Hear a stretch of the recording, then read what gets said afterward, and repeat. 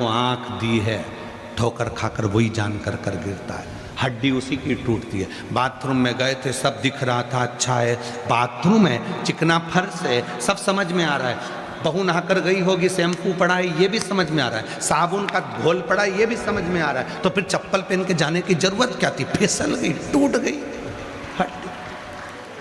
गई hospital, doctor साहब ने कहा आंखें नहीं थी, दिखता था ना। हाँ साहब, आंखें तो थी पर समझ नहीं पाई। रास्ते से चल रही थी, सामने नाली थी, दिख रहा है, स्पीड ब्रेकर दिख रहा है, गाड़ी चला रहे हो, दिख रहा है कि स्पीड ब्रेकर है, दिख रहा है सिग्नल बना है, दिख रहा है पुलिस वाले कह रहे हैं हेलमेट लगाओ, पुलिस वाले कह रहे हैं सीट बेल्ट बांटो, उसके बाद भी गाड़ी का एक्सीडेंट हो जाए तो लोग कहेंगे क्यों रे तुझे दिखा नहीं था? नहीं दिखा तो था, क्यों तुझे ये नहीं दिखा? स्पीड ब्रेकर दिखा था, फिर गाड़ी उचकी कैसे? तो क्या बस गलती हो गई। और वो अंधा व्यक्ति जो आंखों से अंधा है, वो लाठी टेक टेक कर छड़ी से धीरे धीरे चल रहा है और उसका एक्सीडेंट नहीं होता, वो कहीं हड्डी नहीं तोड़वाता। हड्डी आंख वाले की टूटती है। उसी तरह हमेशा अपने सनातन धर्म पर उंगली अपना ही व्यक्ति उठाता है जो पूर्ण भरोसा करता है, जिसके पास शिव रूपी छड़ी होती है, जिसके पास भरोसे की छड़ी होती है, जिसके पास शंकर के विश्वास की छड़ी होती है, वो कभी खड्डे में नहीं गिरता। याद रखना, तुमने अगर शंकर पर भरोसा करा, तुमने एक लोटा जल पकड़ा, तुमने विश्वास किया है, तो तुम किसी खड्डे में नहीं गिरोगे, क्योंकि परमात्मा वो छड़ी तुम्हें संभाल कर चलाएगी। पर जिनकी आंखें हैं, जिनको दिख रहा है, इतने पत्र आते हैं, इतना भाव आता है, इतनी पब्लिक आती है, ना जाने कहां से आती है। कोई इनको चावल देने नहीं गया, कोई इनको बुलाने नहीं गया, इनको रोक दिया जाता है कि मत जाओ, तो भी लोग जाते हैं। आखिर समझने वाली बुद्धि है कि इतनी पब्लिक, इतना भक्त कहां से आ रहा है, कैसे आया, कैसे जाएगा।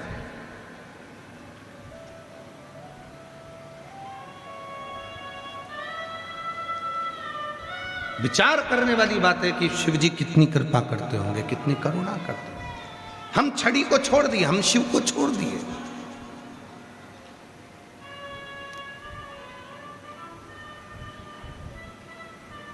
जाना जरा हॉस्पिटल में जाकर पूछना, क्यों साहब हड्डी टूटी, किसकी टूटी? अंधा था कोई जिसकी हड्डी टूटी? नहीं साहब, आंख वाला था। हड्डी टूटी, वो कोई दिखता नहीं था? नहीं साहब, पूरी देखता था, फिर भी हड्डी टूटी, क्योंकि वो चला नहीं देखकर। वो एक लाइन याद करना, अपने एक गीत की है, बाबूजी थोड़ा धीरे चलो, स्पीड ब्रेकर आगे बढ़ा है, थोड़ा सावधानी से चलो। और एक गीत और है, आजू देखो बाजू देखो तब चलो। हम क्यों भटक रहे हैं? हम किस लिए भटक रहे हैं? हम क्यों भटकन में जा रहे हैं? आगे खड्डा है और वो खड्डे में ना जाने कितने घिरते चले जा रहे हैं। किसी को लग रहा है कि साहब फैशन में ही सब कुछ है, किसी को लग रहा है कि व्यसन में ही सब कुछ है, किसी को लग रहा है कि धन में ही सब कुछ है, किसी को लग रहा है कि बस हमने बहुत कुछ बंगला बना लिया, इसी में सब कुछ है। बंगले में सब कुछ नहीं हो सकता। बंगले में जितने सदस्य रह रहे हैं उनके भीतर यदि शांति होगी, प्रेम होगा, तो बंगला शोभा देगा। धन में सब कुछ नहीं है, शरीर का सुख होगा, निरोगी काया होगी तो सब कुछ आनंदमय होगा। करोड़ों का धन हो और काया ही निरोगी नहीं हो तो फिर किस काम का वो सुख है? किस काम? सामने खड्डा दिख रहा है। बुद्धि भगवान ने तुमको दी है। बड़ी बड़ी होटल ढाबे लिखे रहते हैं, और जाओ जरा गाड़ी लेके ढाबे पे जाओ तो सही, जरा रोड के किनारे किनारे देखो ढाबे लिखे हैं। ढाबे पर लिखा है, एक तरफ लिखा है वेज, एक तरफ लिखा है नॉन वेज। कितना समझदार ढाबे वाला होगा, उसने दोनों चीज लिखी, वेज नॉन वेज,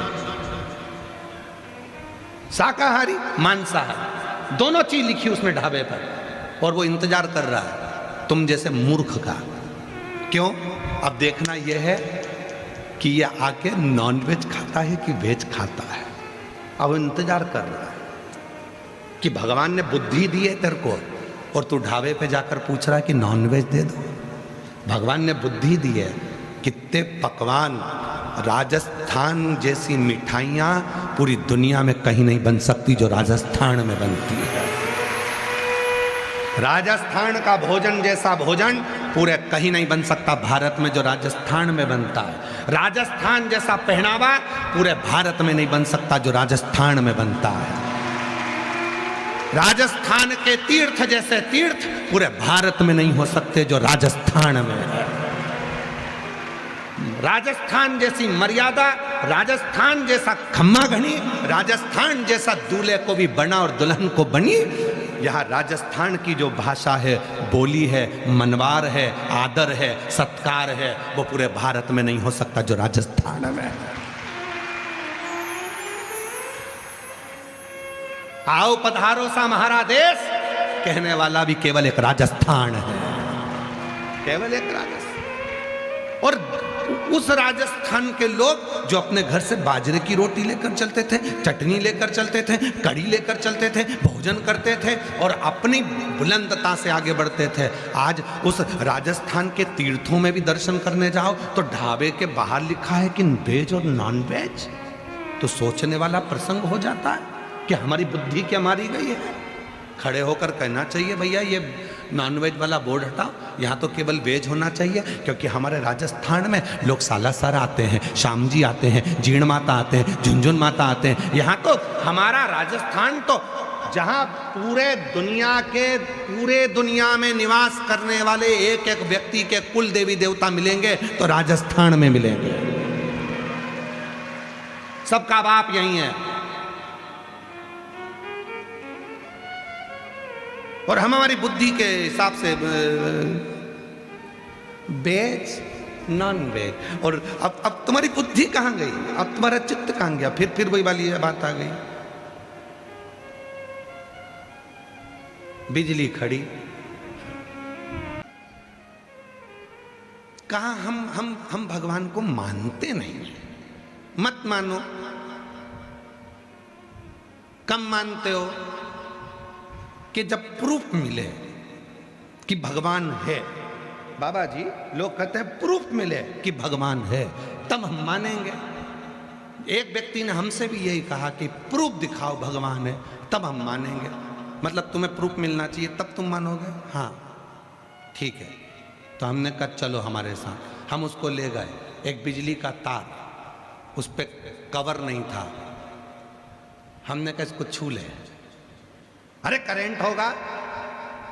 तो आप वो कहने लगा करंट होगा। हमने कहा हम कैसे मान ले, छू के बता, पकड़ेगा तो मालूम पड़ेगा कि करंट होगा।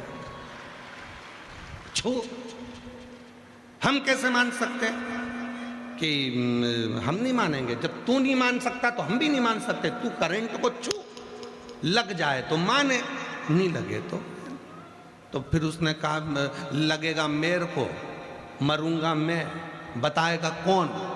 तो हमने कहा हम बताएंगे कि ये कह रहा था कि हम नहीं मानते। तो हमने इसको कहा हम भी नहीं मानते, बता, पकड़। और ये नहीं कर सकता तो हमने कहा चल दुकान चलते हैं मेडिकल, वहाँ से जहर लेते हैं।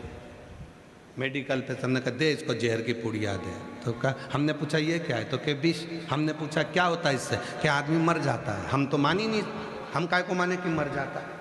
तो किस, हमने साइंस पढ़ी है, हमने पुराण पढ़ी है, हमने किताब पढ़ी है, उसमें हमें मालूम है कि विष हमेशा लोगों को मार देता है।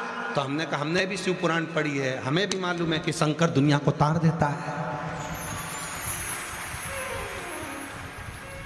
तू मान रहा है कि विष पीने से आदमी मर जाएगा, तूने किताब में पढ़ा, हमने भी किताब में पढ़ा कि शिव विष अगर मारता है तो शिव तारता है। ये हमने हमारी पुराण में पढ़ा है, हम भी विश्वास करते हैं। तू विश्वास करता है उस पर, हम विश्वास करते हैं इस पर। तो उसने कहा तुम साइंस को नहीं मानोगे। हमने कहा मानेंगे, हम भी मानते हैं और मानेंगे। तो कहा कैसे मानोगे? हमने कहा साइंस को हम उस दिन मानेंगे जब पृथ्वी पे से एक भी व्यक्ति नहीं मरेगा। जब तक लोग मरेंगे तब तक हम यही समझेंगे कि जन्म देने वाला भी वो परमात्मा है और मारने वाला भी परमात्मा है। मरना नहीं चाहिए। तुम्हारे साइंस ने सब कुछ करा तो अब इनको अमर कर दो बस, अब कोई मरे नहीं संसार में, सर्वे भवन्तु सुखिना, हम वो कामना करते, एक नहीं मरे। सबके पास करोड़ों की दौलत, यमराज आए और ये 2-4 खोखा खसका दे, ले साहब ये 5 पेटी माल ले जाओ, पड़ोसन को उठा के ले जाओ, हम नहीं जाएंगे।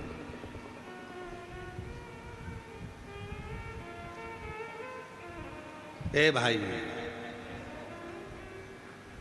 दुनिया में हम आए हैं तो जीना ही पड़ेगा, जीवन है अगर जहर तो पीना ही पड़ेगा। इस संसार सागर में यदि आए हो तो दुख भी झेलना पड़ेगा, खुशियाँ भी जिंदगी में आएगी, सब कुछ होगा इस जीवन में। बस इतना याद रखना, शिव की शरणागति का स्मरण रखना। हम शंकर को भजते हैं, हमारे पास प्रमाण है कि शिव हमारा है, हमारे जीवन का दुख वो काटेगा। मिलेंगे तर्क करने वाले, हम भगवान को नहीं मानते, हम भगवान को नहीं मानते। मत मानो, तुम्हारे मानने से क्या होता है? तो हम भी तुम्हारे लिए इसको नहीं मानते कि ये चीज हो सकती है। हम काय को माने? पी के बताओ 20 किससे लोग मरे, पी पी तब हम माने, लगा करंट को हाथ तब हम माने, हम भी नहीं मानते। मानेंगे हम जानते हैं कि विष मार देता है, पर इतना भी जानते हैं कि मेरा शिव तार देता है, शंकर तार।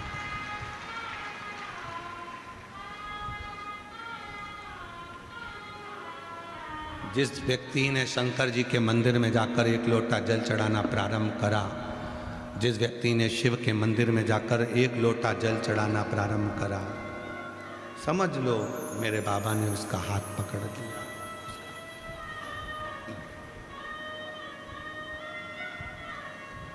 फूलों की कलियों में, काशी की गलियों में, फूलों की कलियों में, काशी की गलियों में, तेरे बिना कुछ कहीं ना, तेरे बिना भी क्या जीना, ओ शंभू रे,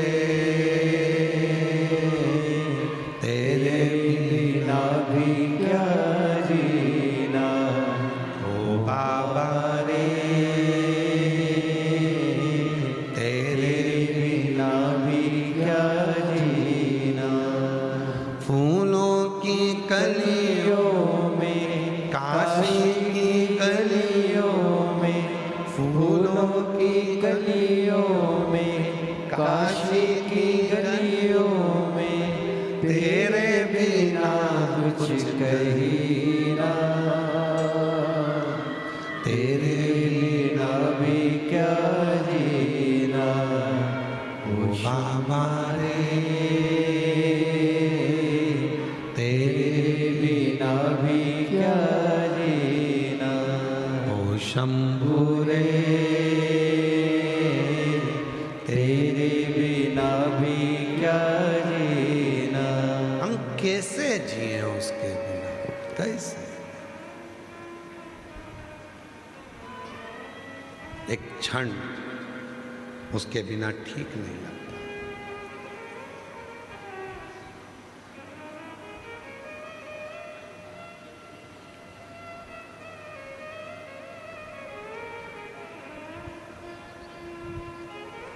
परसों के दिन आशीष कह रहे थे, गुरुजी बाहर बहुत सारे लोग मिलने वाले रह गए, आप उठ के चल दिए। 2 दिन, हम पूरे 7 दिन में से केवल 2 दिन, 5वां और 6ठा दिन ऐसा होता है जो सबसे मिलते हैं, बाकी के 7 दिन आप लोगों से हमारा मिलना नहीं होता।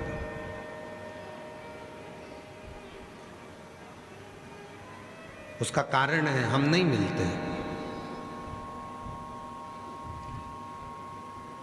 उसका एक कारण है कि आप लोग हमारे पास में आए और हमको प्रणाम करें, नमन करें, हमारा यश गुण गाएं, ये हमको पसंद नहीं है।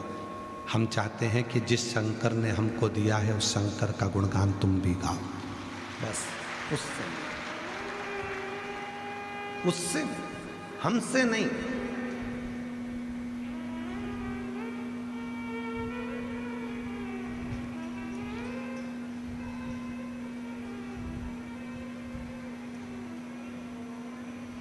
कई बार समितियां भी कहती हैं कि हम लोगों ने इतना इतना व्यवस्था करी, टेंट लगाया, भोजन चलाया, पंखा लगाया, ये करा वो करा, कम से कम हम लोगों से तुम मिलो। तो हम उनसे भी कह देते हैं तुमने कथा सुनने के लिए कथा करवाई है, हमसे मिलने के लिए नहीं। हमसे मिलना है तो सीहोर आओ, जब हम कथा ना करें तो शाम को प्रदोष काल में, हम सीहोर भी नहीं मिलते, प्रदोष काल में जब हम आरती करने के लिए बाहर आए तब आपका और हमारा निगाह मिलेगी, बस उतना बहुत है, बहुत। और पहले के रिश्ते और आज के रिश्ते में अंतर यही तो है, पहले के रिश्ते और आज के रिश्ते में अंतर यही है।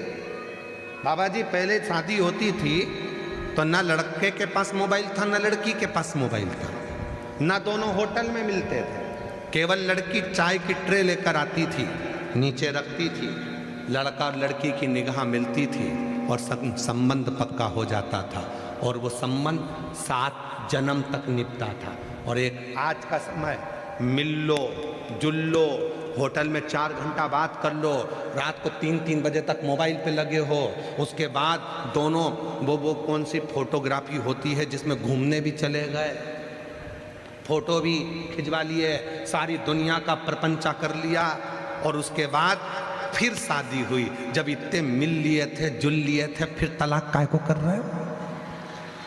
फिर तलाक क्यों? तो इससे तो ये बुजुर्ग मेरी माताएं बैठी हैं, जो बुजुर्ग मेरी माताएं बैठी हैं, जो बुजुर्ग मेरे पिता बैठे हैं, जो बूढ़े बूढ़े मेरे माँ बाप बैठे हैं, इनसे पूछो कि इनने इस लड़की को देखा था क्या जिससे उसकी शादी हुई, और उसने उसको देखा था, बस चाय रखी थी, उतनी देर में निगाह मिल गई और वो संबंध 7 जन्म का हो गया। लोग कहते हैं आप मिलते क्यों नहीं? हमने कहा मिलने में तलाक हो जाता है, ना मिले तो प्रेम बढ़ता चले जाता है, बस बहुत है, बहुत। और वो आज तक नहीं बढ़ा।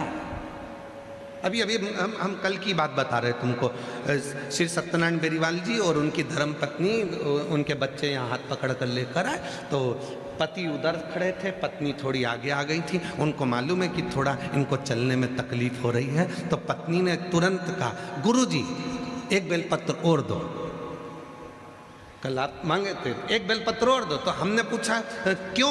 तो कहने लगे वो सीढ़ी नहीं चढ़ पाएंगे, हमारे उनके लिए दो। इसको प्रेम कहते हैं, इसको समर्पण कहते हैं, इसको स्नेह कहते हैं।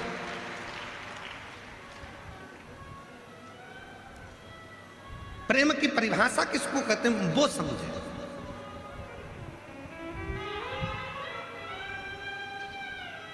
प्रेम कहते किसको? केवल दिखावा प्रेम नहीं है।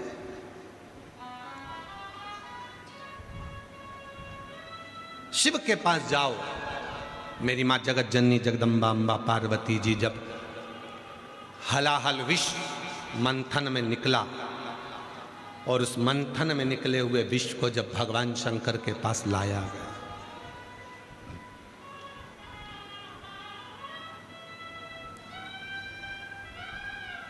क्या लेकर आए हैं भगवान शंकर के पास में? जम के बोलो, विष, अमृत नहीं। साड़ी चढ़ाया भागवत जी पे तो ऐसी चढ़ाया कि जो कोई पहन ना सके। तो हमने कहा शिव पुराण पढ़ लेते एक बार, उसमें लिखा है शंकर जी के पास विष आता है, अमृत नहीं।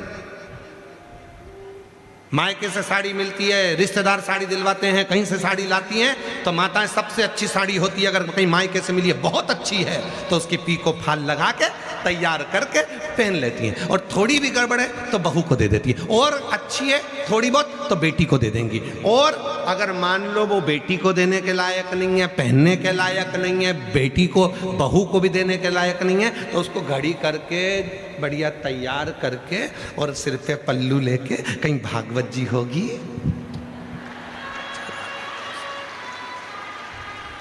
उस पे चढ़ा देंगे। अब ये सोचेंगे कि पंडित जी की लुगाई पहन लेगी, पंडित जी की लुगाई और ऐसी पहने, देन देता वो साड़ी, फिर वो भी संभाल के रख लेती है। फिर किसी के यहाँ कोई फंक्शन होता है वहाँ दे देती है, वहाँ से फिर दूसरी जगह जाते जाते फिर जिसने साड़ी दी थी एक दिन उसके घर में ही कार्यक्रम था और वो साड़ी जैसे गिफ्ट खोला तो मालूम पड़ा अपनी है। इतने में बहू बोली, मम्मी तुमने तो ये कथा में चढ़ाई थी, बताओ महाराज की लुगाई ना जाने किसको दिया, बताओ।